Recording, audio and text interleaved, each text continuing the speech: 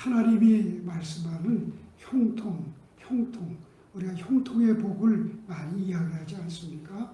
근데 이 형통이 무엇일까요? 여러분, 세상적인 형통은 내가 세상에 나가서 잘 되고 돈을 많이 벌고 부귀하게 되고 성공하게 되는 것을 초점에 맞춰져 있습니다. 근데 여러분, 성경이 말하는 형통은 그렇지 않습니다. 성경이 말하는 형통은 하나님의 과업을, 하나님이 내게 주신 소명을 성취하는 것, 그게 형통의 삶인 것입니다. 그래서 오늘 말씀에 나타난 여호수아의 형통은 가나안 땅을 정복하는 것이 여호수아의 사명입니다. 그래서 오늘 말씀에 반복되는 단어가 있습니다. 형통이라는 단어를 2번씩이나 반복하고 있습니다. 7절에 보면 어디로 가든지 형통하리라. 8절에 보면 내 길이 평탄하게 될 것이고 내가 형통하리라. 그렇게 말씀했습니다. 이 형통은 가나안 땅을 정복하는 것을 뜻합니다. 여러분, 그러면 가나안 땅을 정복하는 게 왜 그렇게 중요할까요? 여러분, 가나안 땅인 베들레헴에서 예수님이 태어나시고 또 예루살렘에서 십자가에 달려 돌아가시고 부활하시고 승천하시고 성령을 보내주신 놀라운 구원의 드라마가 이 가나안 땅에서 이루어지고 있기 때문입니다. 그러면 여호수아는 어떻게 그 과업을 완수했을까요? 어떻게 여호수아는 형통한 삶을 살게 되었을까요? 먼저 여호수아는 소중한 만남을 통해서 형통하게 하셨다라는 것입니다. 여러분, 인생은 만남입니다.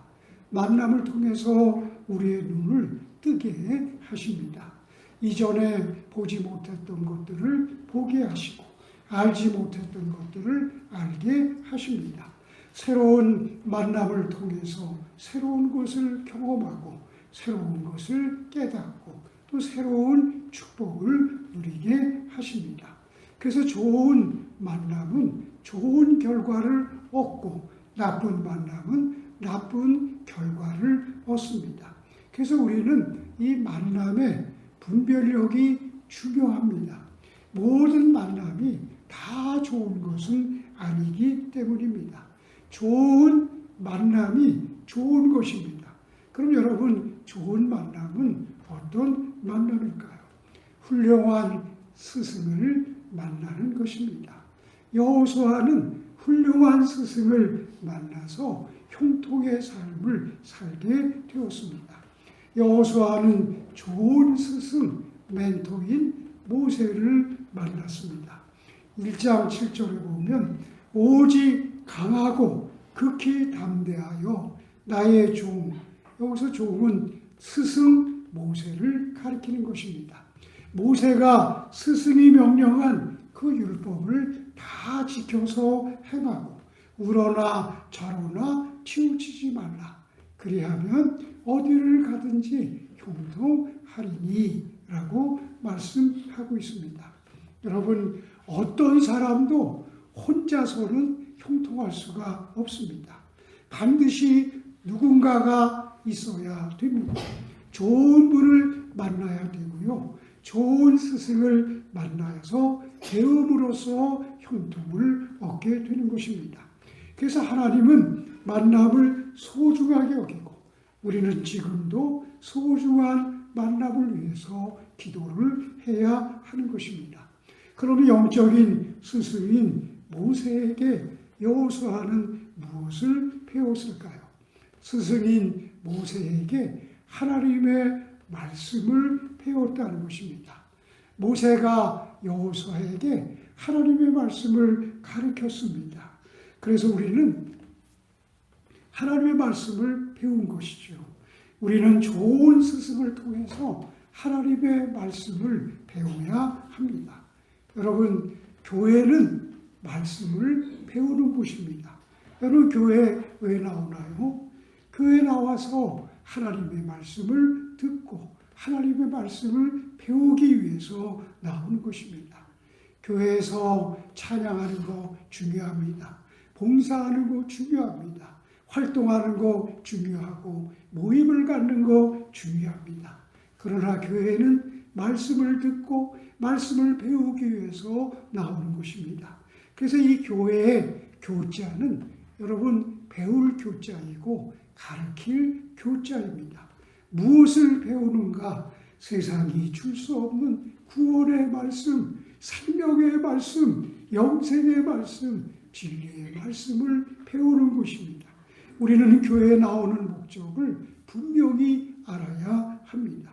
먼저 하나님을 알고 하나님의 말씀을 듣고 하나님의 말씀을 배우기 위해서 우리는 교회에 나오는 것입니다. 여호수아는 스승인 모세를 통해서 하나님의 말씀을 배웠습니다. 그 말씀을 배워서 그 말씀으로 과업을 성취하고 형통한 인생을 살았던 것입니다. 또 여호수아는 모세를 통해서 기도를 배웠습니다. 모세는 기도의 사람입니다. 여호수아는 모세가 항상 기도하는 것을 똑똑하게 보았습니다. 모세가 기도할 때 홍해바다가 갈라지고 하늘에서 만나와 메추라기가 내려오고 또 세상에 재앙이 멈추고 전쟁을 이기게 하는 놀라운 기도를 여호수아는 보았습니다. 그래서 여호수아도 나중에 기도의 사람이 되었습니다. 여호수아 10장에 보면 기브온에서 모리아와 전투할 때 이 여호수아는 정말 대담한 기도를 드립니다. 하나님, 태양을 멈추게 해주십시오. 저 달도 그렇게 해주십시오. 내가 그래서 끝까지 승리하게 해달라고 기도합니다. 여러분, 지금도 하나님은 기도의 사람을 통해서 하나님의 과업을 이루시고 형통하도록 하신다라는 것입니다. 또 이 여호수아는 스승인 모세를 통해서 전쟁에서 승리하는 법을 배웠습니다. 우리가 아는 대로 모세는 어디를 가든지 승리했습니다. 바로 앞에 서서도 바로를 이겨냈고 애국과의 전투에서도 이겨냈습니다. 아멜렉과의 전투에서 모세는 승리했습니다. 물론 여호수아가 전쟁에 직접 나가서 아멜렉과 싸웠지만 아론과 훌이 중보기도를 함으로 승리를 했습니다. 그런데 여호수아는 전쟁을 하는 중에 전쟁에 참여해서 그거를 몰랐죠. 중보기도의 비밀을 몰랐습니다. 그래서 하나님은 모세에게 이 승리의 비밀을 가르쳐주기 위해서 여호수아에게 기록해서 그 귀에 들리게 하라고 말씀을 합니다. 우리 출애굽기 17장 14절을 읽어보겠습니다. 여호와께서 이것을 책에 기록하여 기념하게 하고 여호와의 귀에 들으라고 합니다.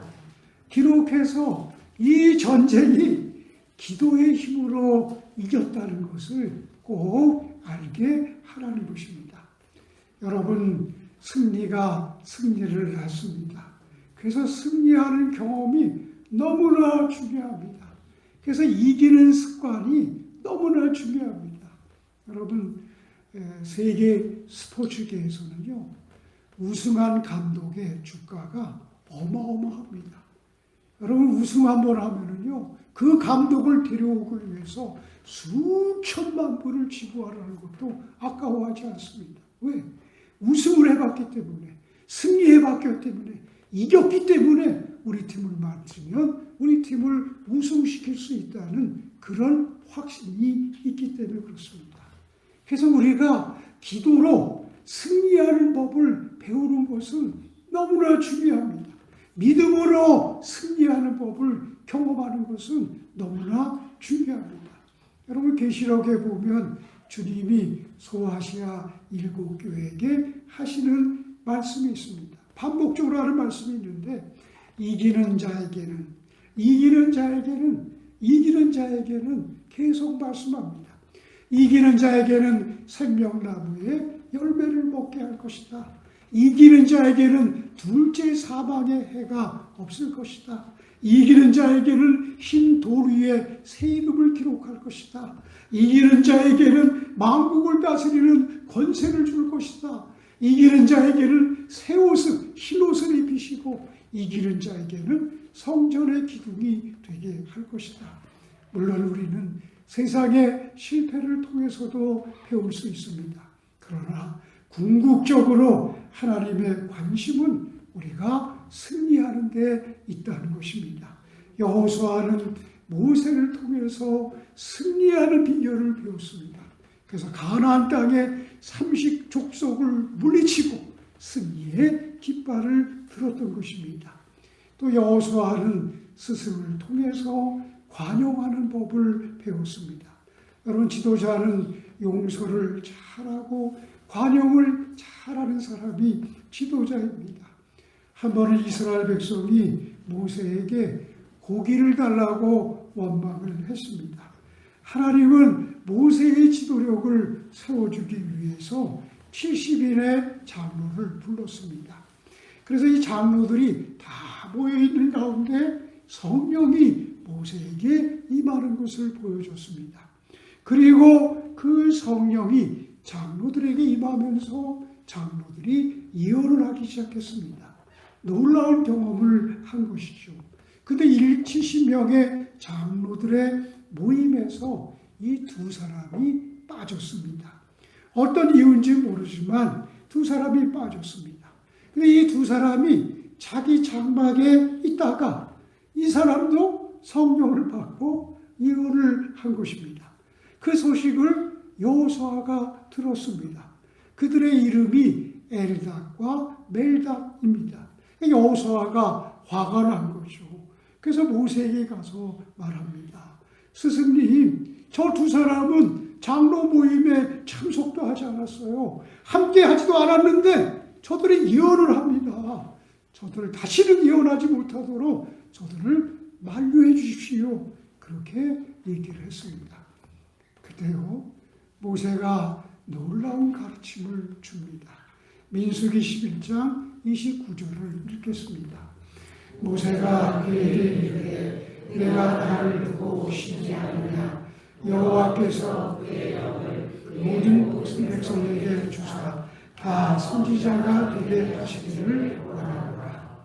비록 모임에 참석하지 않았지만 하나님이 그들에게 은혜를 주었다면, 성령을 부어주셨다면 네가 왜 시기하느냐. 여기에서 모세는 관용하는 법을, 여호수아는 관용하는 법을 배운 것입니다. 사람을 품고 사람과 함께 가는 이 연합, 관용의 마음을 배운 것입니다.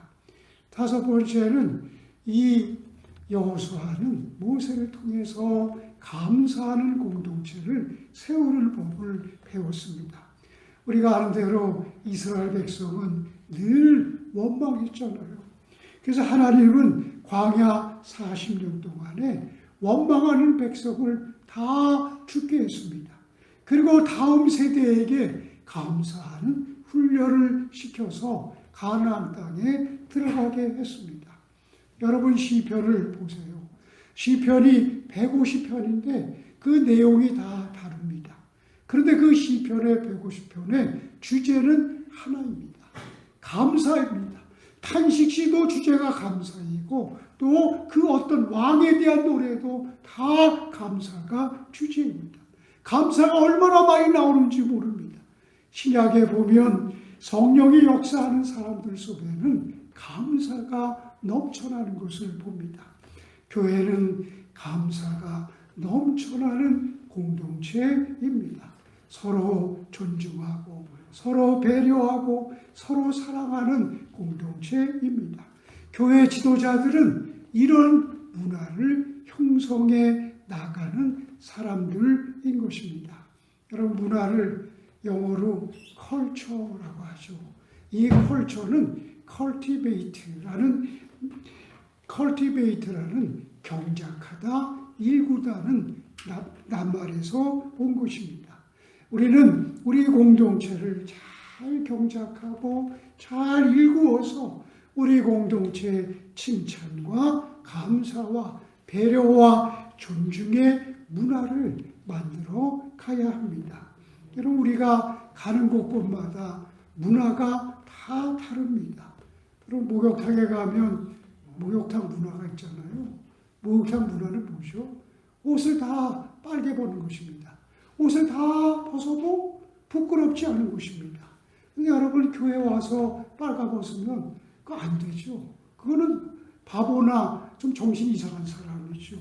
여러분, 교회에 오면 우리가 예배하고 찬송하고 기도하고 말씀을 경청하는 문화가 있는 것입니다. 그래서 교회에는 예수 그리스도의 문화를 세워나가야 합니다. 기뻐하고 감사하고 기도하고 용서하고 이해하고 축복하고 섬기는 문화를 만드는 것입니다. 여호수아는 모세를 통해서 감사의 공동체를 세워나가는 법을 배웠습니다. 그래서 이스라엘 백성들이 함께 가나안 땅을 차지하도록 한 것입니다. 이렇게 여호수아는 소중한 스승 모세를 만남으로 그의 인생이 형통하게 되었습니다. 두 번째, 하나님은 이 여호수아의 마음을 담대하게 하심으로 형통하게 하였다는 것입니다. 여러분, 과업을 이루기 위해서는 용기가 필요합니다. 두려워하거나 겁을 내면 도전도 모험도 할 수가 없습니다. 여러분, 가나안 땅을 정복하려면 엄청난 모험이 요구가 됐습니다. 왜냐하면 그 땅은 그냥 땅이 아니라 아낙 자손이 힘센 거인들이 살고 있는 땅이었기 때문입니다. 그러니까 정복하려면 두려울 수밖에 없었습니다. 근데 여러분, 모세는 어떤 사람입니까? 모세는 산처럼 높고 바다처럼 깊은 사람입니다. 그래서 여호수아가 바톤을 받아서 가나안 땅을 정복하려고 하니까 너무 힘들고 어려운 것이 많은 것입니다. 또 여호수아는 모세가 백성들에게 얼마나 어려움을 겪었는지 직접 눈으로 똑똑히 봤습니다. 백성들이 모세를 원망하고 돌을 던지고 비난하고 배신하고 거절하고 욕하는 이런 모든 것들을 다 봤습니다. 지도자가 된다는 것이 얼마나 어렵고 얼마나 외로운 길인지를 보았습니다.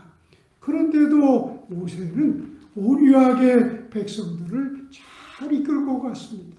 그것을 여호수아가 지켜봤습니다. 그런데 그런 탁월한 모세가 죽고 그 자리에 여호수아가 바톤을 이어받았으니 얼마나 두려웠고 떨렸겠습니까? 그래서 하나님이 말씀을 한 것입니다. 두려워하지 말라. 6절에 보면 강하고 담대하라. 7절에 보면 오직 강하고 극히 담대하여. 9절에 보면 강하고 담대하라. 두려워하지도 말고 놀라지도 말라. 여러분, 우리는 연약한 존재입니다. 두려워할 수밖에 없는 존재인 것이지요. 그러나 우리가 두려움과 놀람에 빠지면 하나님의 과업을 이룰 수가 없습니다. 특별히 크고 위대한 과업은 쉽지가 않습니다. 큰 고기를 잡는 것은 여러분 매우 어려운 것입니다. 이 조그만 물고기는요, 강에 나가서 투망을 부리면 얼마든지 잡을 수 있습니다. 그러나 큰 고기는 3일이 지나고 일주일이 지나도 나타나지가 않는 것입니다. 여러분, 노인과 바다라는 해밍웨이의 유명한 소설 있잖아요. 그 소설의 노인 주인공 산티아고가 84일 동안 바다에 나가서 고기를 잡았지만 한 마리도 잡지 못했습니다. 그런데 산티아고가 포기하지 않고 85일째 바다에 나가서 큰 물고기 청생이를 잡습니다. 잡아서 끝나는 게 아니라 3일 동안 사투를 벌이면서 잡습니다. 여러분, 큰 과업을 이루는 것은 어려운 일입니다. 그래서 우리는 두려움을 극복하고 정복해야 하는 것입니다. 두려움이 없는 것이 아니라 두려움을 정복하는 게 중요한 것이죠. 그럼 여호수아는 어떻게 강하고 담대하게 되었을까? 그 담대함의 비밀이 무엇일까요? 먼저는 하나님이 동행하신다, 나와 함께 하신다는 이 의식이 여호수아를 강하고 담대하게 만들었다는 것입니다. 하나님이 나와 함께 하신다는 동행의식이 그를 담대하게 만든 것입니다. 5절에 보면 내가 모세와 함께 있었던 것 같이 너와 함께 있을 것입니다. 내가 너를 떠나지 아니하며 버리지 아니하리라. 9절에 보면 내가 명령할 것이 아니냐, 강하고 담대하라. 두려워하지 말라, 놀라지 말라. 내가 어디를 가든지 내 하나님 여호와가 너와 함께 하느니라. 하나님이 나와 함께 한다는 이 믿음, 이 의식이 여호수아와 우리를 담대하게 해서 과업을 완수하게 하는 것입니다. 여러분, 제가 목회하는데 목회가 쉬울까요? 어려울까요? 제가 표현은 않지만 목회가 많이 어렵습니다. 근데 제가 어려움을 만날 때마다 어렵다고 생각이 들지 않아요. 참 이상하죠? 분명히 어려운데, 분명히 힘든데 힘들다고 생각이 안 들어요. 여러분, 왜 그런 줄 아세요? 하나님이 내 곁에서 나에게 말씀하시기 때문입니다. 내가 너와 함께한다. 내가 너와 함께 일한다. 내가 너를 도와준다. 이런 확신이 내 마음속에 있기 때문에 난관과 어려움을 만나도 극복할 수 있는 것입니다. 그래서 하나님은 여호수아를 담대하게 만들어서 그 위대한 과업을 성취하게 하신 것입니다. 또 여호수아에게 좋은 격려자를 통해서 담대함을 주셨습니다. 여러분, 하나님은 여호수아가 두려워하고 있다는 것을 알고 있었죠. 그래서 스승인 모세에게 이렇게 말합니다. 우리 신명기 3장 28절을 읽겠습니다. 너는 여호와에게 그를 담대하게 하며 강하게 하라. 그는 이 백성을 거느리고 건너가서 내가 볼 땅에 그들이 기업으로 얻게 하라. 여러분, 누구에게 말하는 거죠? 모세에게 지금 여호수아를 강하고 담대하게 하라는 것입니다. 마치 겁을 내고 떨고 있는 자녀들에게 아빠 엄마가 걱정하지 마, 내가 지켜줄게, 내가 너와 함께 할게, 강하고 담대해 라고 말하는 것과 똑같은 것입니다. 이처럼 하나님은 우리에게 직접 담대함과 격려를 주십니다. 그런데 더 놀라운 것은 사람을 통해서 우리를 위로하고 격려해 준다는 것입니다. 이스라엘 백성들은 모세가 죽은 다음에 우리가 여호수아 당신을 전적으로 밀어주겠습니다 고백을 합니다. 얼마나 여호수아가 힘을 얻고 담대했을지 모릅니다. 우리 여호수아 1장 17절과 18절을 읽겠습니다. 우리는 범사에 순종한 것 같이 당신에게 순종하리라. 당신의 말씀을 순종하지 아니하는 자는 죽임을 당하니 오직 강하고 담대하소서. 여러분, 얼마나 멋있고 놀랍지 않습니까?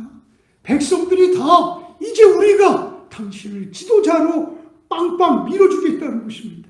우리가 모세에게 순종한 것처럼 당신에게 순종하겠습니다. 만일 우리가 그렇지 않으면 우리가 다 죽을 것입니다. 죽임을 당할 것입니다. 그러니 오직 강하고 담대하소서. 오늘 세 분의 장로님 세워졌는데 우리 공동체의 모든 가족이 정말 한 마음으로 그분들을 격려하고 힘을 실어줄 수 있기를 주님의 이름으로 축원합니다. 그래야 하나님이 맡겨주신 거업을 감당할 수 있는 것입니다. 또 여호수아는 하나님이 나를 얼마나 사랑했는지 하나님의 사랑에 눈을 뜨고 확신하니까 담대함을 얻었던 것입니다. 여러분, 사랑은 정말 두려움을 다 내쫓습니다. 여러분, 여러분의 사랑하는 자녀가 물속에 빠져, 불속에 빠져 들어간다면 여러분 뛰어 들어가겠죠? 저는 뛰어 들어갈 수 있습니다. 제가 우리 아들을 처음 안고 아들은 듣지도 못하는데 저 혼자 이런 기도를 드렸습니다. 하나님, 내가 내 일생에 어떤 일이 있어도 이 아들을 책임지겠습니다. 이 아들을 지켜주겠습니다.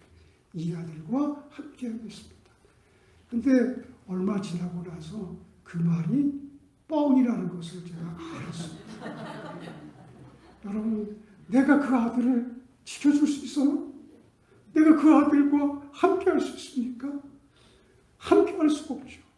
하나님만이 지켜주고 하나님만이 함께할 수 있죠. 근데 나는 뻥을 쳤는데 그 뻥 속에는 뭐가 있죠? 내 마음이 사랑이 있는 것입니다. 여러분, 사랑은 거대한 힘을 갖고 있습니다. 모든 것을 이기게 하고 모든 두려움을 극복하게 하는 힘이 그곳에 있는 것입니다. 그래서 요한일서 4장 88절에 보면 사랑 안에는 두려움이 없고 온전한 사랑이 두려움을 내쫓는다고 말씀했습니다. 사랑은 두려움을 내쫓습니다. 여러분, 진심으로 사랑해 보십시오. 두려움이 사라지게 되는 것입니다. 로마서 8장 37절에도 말씀하잖아요. 그러나 이 모든 일에 우리를 사랑하시는 이로 말미암아 우리가 넉넉하게 이기느니라. 이 하나님의 사랑, 무조건적인 사랑, 무한한 사랑, 영원한 사랑, 끝까지 우리를 놓지 않고 붙잡아주는 사랑, 우리가 손을 놓아도 놓지 않는 그 사랑, 이 사랑을 얻게 되면 우리는 담대하게 되고 두려움이 사라지게 되는 것입니다. 여러분, 그런 이야기 들어보셨죠? 어떤 결혼한 부부가 있었는데 어느 날 갑자기 아내가 실명하게 된 겁니다. 아내가 앞으로 안 보이니까 그 가정이 얼마나 힘들겠습니까? 남편은 실명한 아내를 도와주다가 이제는 혼자 다니도록 교육이 필요했습니다. 그래서 아내에게 직장 나가면서 말을 합니다. 여보, 오늘부터 혼자 버스를 타고 스스로 다니도록 해보세요. 아내는 힘들었죠. 가다가 넘어지기도 하고 쓰러지기도 했습니다. 그럼에도 불구하고 버스를 타고 직장에 다녔습니다. 근데 어느 날 버스에서 내리는데 버스 기사가 말하는 거예요. 당신은 참 행복한 사람이군요. 당신은 참 좋은 남편을 두셨군요. 그래서 무슨 말씀이에요? 당신이 버스를 타고 직장에 다니는 동안 한 번도 당신 남편은 당신 곁을 떠난 적이 없습니다. 언제든지 버스를 같이 탔거든요. 당신이 버스를 내릴 때에는 뒤에서 같이 따라 내렸고 당신이 버스를 탈 때에는 뒤에서 같이 탔죠. 아내가 스스로 움직일 수 있도록 남편이 뒤에서 다 돌봐준 것입니다. 아내는 이 말을 듣고 그 속에 있던 눈물의 샘이 터져버리고 말았습니다. 그리고 실명해서 왔던 모든 슬픔, 서러움, 아픔, 어둠이 한순간에 다 녹아져 내렸습니다. 여러분, 우리 하나님은 그런 분 아니신가요? 우리 눈에 보이지 않지만 하나님은 지금도 우리 옆에서 손을 잡아주고 있고, 우리 앞에서 가는 길을 인도하고 있고, 우리 뒤에서 우리의 가는 길을 밀어주고 있고, 우리 위에서 우리를 돌보고 지켜주고 있는 분이십니다. 그 사랑이 우리를 붙잡고 있기 때문에 여호수아가 과업을 완성하고 형통할 수 있었던 것이었습니다. 또 여호수아는 하나님의 말씀을 묵상을 통해서 형통한 삶을 살았습니다. 8절에 보면 이 율법책을 내 입에서 떠나지 말게 하며 주야로 그것을 묵상하여 그랬습니다. 말씀을 묵상하라는 것입니다. 시편 1편 1절과 2절에 보면 복 있는 사람은 오직 여호와 율법을 즐거워하며 그 율법을 주야로 묵상하는 자로다. 그는 시냇가에 심은 나무가 철을 따라 열매를 맺으며 그 잎사귀가 마르지 아니함 같으리니 그가 하는 모든 행사가 다 형통하리로다. 사랑하는 성도 여러분, 하나님의 말씀을 묵상하는 그곳에 형통의 비밀이 있습니다. 그러므로 하나님의 말씀을 묵상하는 것을 절대로 소홀하게 여기지 마시기 바랍니다. 말씀 묵상을 통해서 우리 언어가 거룩한 언어가 되고 생명의 언어, 능력의 언어가 되는 것입니다.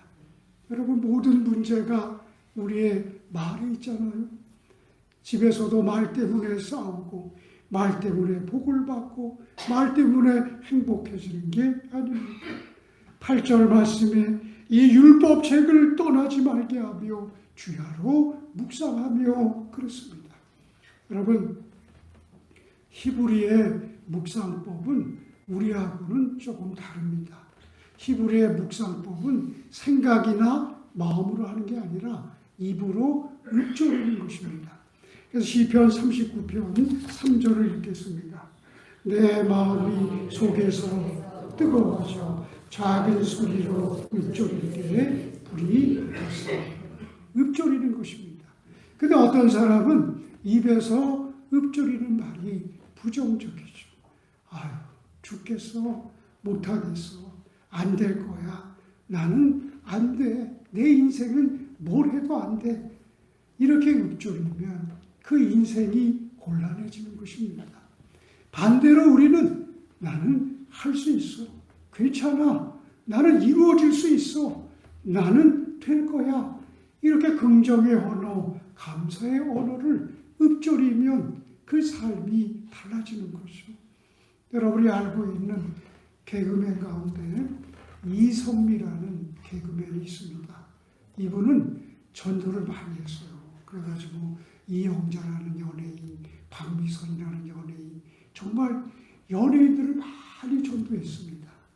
근데 이선미라는 분은 전도를 그렇게 하면서도 욕하는 버릇을 고치지 못했어요.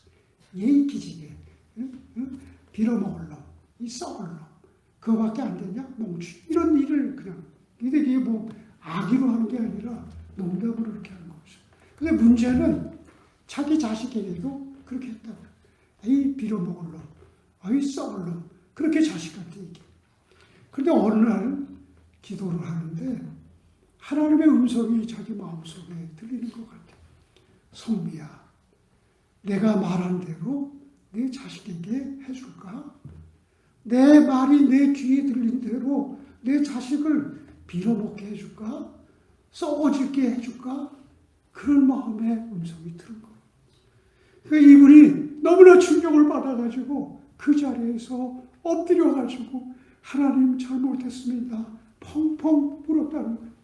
그리고 자녀 앞에서도 무릎을 꿇고 내가 너무 잘못했다, 용서를 빌었다는 것입니다.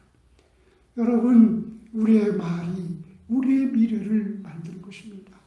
그래서 하나님 지난주에 말씀했잖아요. 내가 입에서 말한 대로, 내 입에서 말한 것이 내 귀에 들린 대로 내가 시행하겠다고 말씀했잖아요. 그래서 우리는 말씀을 묵상해야 됩니다. 그러면 우리의 생각이 변화가 됩니다.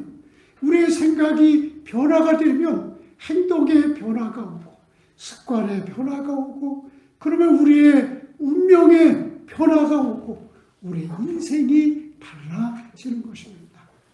또 말씀 묵상을 통해서 기도의 응답을 받습니다. 하나님이 제일 좋아하는 것은 말씀을 붙잡고 기도하는 것입니다. 말씀 묵상이 중요한 것은 우리의 생각과 마음의 창고에 하나님의 약속의 말씀을 저장한다는 거예요. 그래서 우리가 기도할 때마다 우리 마음의 창고에서 그 말씀을 꺼집어내서 기도한다는 것입니다. 예수님은 말씀이 없이 기도하는 것을 싫어하십니다. 우리가 말씀을 따라 기도할 때 강력한 기도의 능력이 됩니다. 하나님은 약속 앞에서 약해집니다. 그래서 하나님 약속했잖아요. 하나님 말씀했잖아요. 그러면 하나님이 약해지는 것입니다. 요한복음 15장 7절에 보면 너희가 내 안에 거하고 내 말이 너희 안에 거하면 무엇이든지 원하는 대로 구하라. 그리하면 이루어지리라 라고 말씀하지 않습니까? 여러분, 말씀을 붙잡는 사람을 하나님이 붙잡아 주십니다.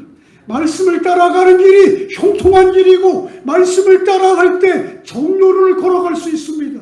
말씀을 마귀를 물리치는 성령의 검입니다. 말씀은 영감을 얻게 하고 지혜를 얻는 길입니다. 말씀은 우리를 소생시키십니다. 말씀은 우리를 강하고 담대하게 해서 어떤 과학도 성취하게 합니다. 말씀과 동행할 때 말씀으로 오신 예수님과 동행하는 것입니다. 말씀과 동행할 때 진리의 영이신 성령님과 동행하는 것입니다. 여호수아는 말씀 묵상을 통해서 하나님의 과업을 완수하고 형통했습니다. 우리 여호수아 11장 15절을 읽겠습니다. 여호와께서 그의 종 모세에게 명령하셨으니 모세는 여호와께 명령하였고 여호수아는 그대로 행하여 여호와께서 모세에게 명하신 모든 것을 하나도 빠지지 않은 것이 없었다. 하나도 빠지지 않고 하나님의 과업을 다 완수했다는 것입니다. 하나님의 위대한 꿈이 그 민족에 이루어졌고요. 이스라엘 민족의 영원한 꿈이 모세와 다음 세대를 여호수아와 다음 세대를 통해서 이루어졌습니다. 오늘 세워지는 우리 장로님들, 또 우리 공동체, 이 자리에 함께하는 우리 소중한 모든 분들을 통해서 교회와 가정, 나라를 향한 하나님의 과업이 성취될 수 있기를 축복합니다. 여러분 모두 형통한 사람, 형통한 삶, 형통한 인생 살아갈 수 있기를 주님의 이름으로 축원합니다.